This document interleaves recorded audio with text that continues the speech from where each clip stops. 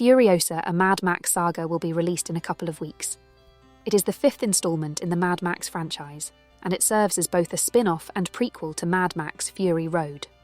Mad Max Fury Road is seen by many as the single greatest action movie ever made.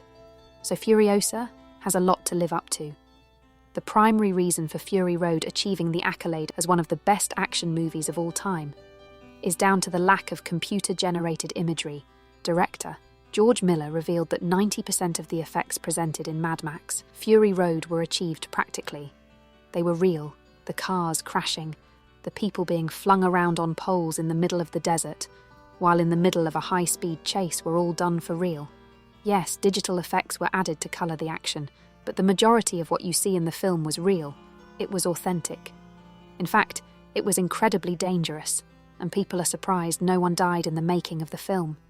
The film's behind-the-scenes footage showed how CGI was only used as the icing on the cake for practical stunt work, which would have looked good even without visual enhancements. So it was only enhancing practical effects instead of just creating a whole new shot.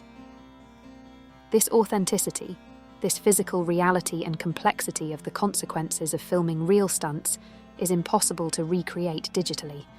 The visceral reaction of watching the weight of objects crashing into one another is not something that can be replicated sufficiently by digital graphics, and audiences know this and can sense this when viewing, and it is why Fury Road was so successful. These movies aim to be cinematic spectacles, and with the Mad Max films, they are spectacles purely focused on action. Furiosa was recently premiered in Australia, and even though there is an embargo on reviews, it has been noted by many that we are seeing tons of 5-star reviews from what some believe are bots on Letterboxd. This could be in response to the reaction of the Furiosa trailers, in which many complained about the obvious increase in the level of CGI used. Critics of Furiosa's trailer were suggesting that, unlike Mad Max Fury Road, the prequel seems to be relying a little too much on CGI instead of recreating the immersive experience that Fury Road offered. And there is no doubt about the footage seen so far. It does seem to have far more scenes incorporating extensive computer-generated imagery.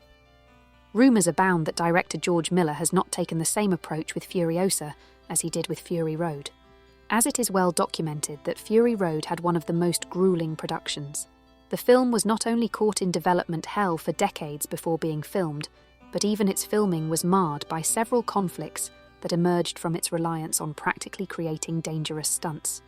So it is very likely that, given the risks and the time-consuming effects of shooting practical stunts, it is very likely that Furiosa will have a much more increased level of digital effects.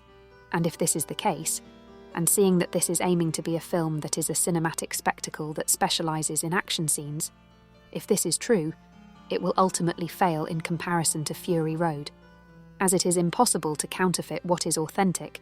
Once the audience realised what they are seeing is digitally created, the story loses its visceral impact.